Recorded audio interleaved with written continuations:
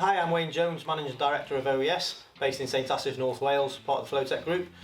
Today we're going to get to know the team a little bit more, and this is going to be our first quickfire interview with Rich Cope, who specialises in taking our clients from servers to the cloud, but also cybersecurity and particularly getting people through the Cyber Essentials accreditations. Question one, Rich, tell us your name, a little bit about yourself and three interesting facts. Richard Cope, Senior Technical Support Engineer. Three interesting facts would be I'm registered with IASME to do cybersecurity certifications.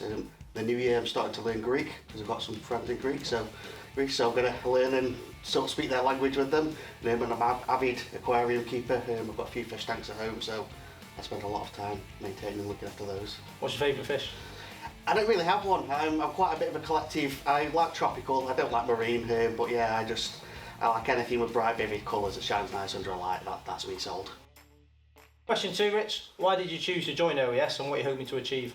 I think from me and you, when we first had the first conversation, we had a good lengthy chat, and a lot of what you said matched up with the way I see things, and I think we had so many shared views, it was an absolute no-brainer to join. It was just the way you did things was the way I wanted to do things, what I didn't get in my previous place, so yeah, it's a match made in heaven for myself. I'm just hoping to keep providing good support to customers, getting a lot through the cyber security and sort of bringing OES really up to date with that and keeping us flowing and keeping us good with it. Okay, Rich, in your eyes then, what's the key trends and challenges to look at for 2025? I think there'll be a lot of cyber security issues with sort of the AI being used for malicious intent. I think sort of ransomware for hire, that kind of thing. I think there's already a few chat models out there that have not got the people's best interest. They can be used for malicious things, and I think things like that will be exploited quite a bit, and I think it brings people being able to do negative things, bad things for cyber, sort of to people who don't really know what they're doing. They can throw things into ChatGPT and chat models and kind of learn a little bit of the bad stuff that they shouldn't be doing. I think that'll be quite prominent. Okay, that's really interesting. And what do you think, clients should be thinking about Windows 10 being shut off at end of life on servers? I think people need to keep a keen eye on it because it seems the life expectancy of operating systems and server operating systems now are a lot shorter. It seemed like Windows 7 was around for absolute generations, and now Windows 10 it feels like it came out yesterday. So I think people just need to be ready for it, and that the life expectancy is getting shorter and shorter, and people just need to be prepared for that.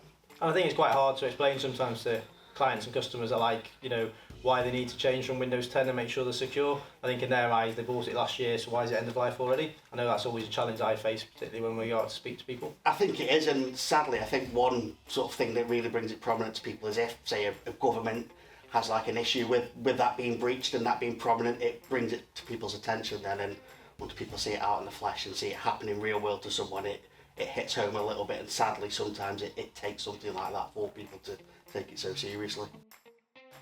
Question four, how do you stay up to date then with current trends and technology changes that seem to be happening faster than ever before? I spend a lot of time in my spare time. I'm a bit of a sado and a bit of a geek, and the things I like to do in my spare time is be into technology, messing with things, tinkering with things, and I think you've got to have a vested interest in it. If it's not an interest of yours, you will struggle. But I think if it's an interest, it's natural. It just flows really easy, and you pick up on things. You read articles, and you enjoy doing that, and then that just naturally you'll start to learn more and more.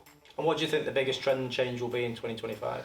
I think AI is going to become a massive thing. I think a lot of people now are starting to use it. It can almost replace some members of staff, sort of basic level of things, and you'll see chat models, sort of answering basic questions, and I think people will utilise that more and more, and I think that'll become a really, really big thing. Last question. What key advice would you give to customers looking at reviewing their IT services, particularly cyber security, and where you think OES can help them?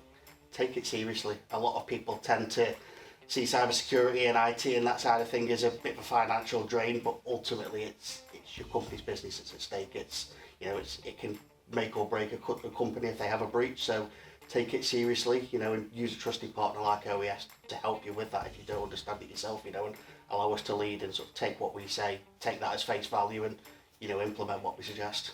And how do you find, since you've been with us, dealing with our customers, explaining Cyber Essentials, they know they can go online and get a certification for quite cheap. But I think what we do at OES a bit more. But could you explain what you deliver to the customers? Yeah, we offer, we handhold from the beginning. We will literally walk you through step by step everything you need to do, every little minute detail, and not only that, will keep you prepared so that next year. So we see a lot of companies, the first time they come, there'll be a mass load of work that's got to be done to get them ready, and then with us helping them, it means next year it comes, it's not even a concern. You know, we can fly through it without any hesitation for them. And do you think more people now are looking more at Cyber Essentials Plus rather than just Essentials? I think a lot of people still seem to be hung up on just on the essentials, and I think as time goes on, people will start to look more to the plus.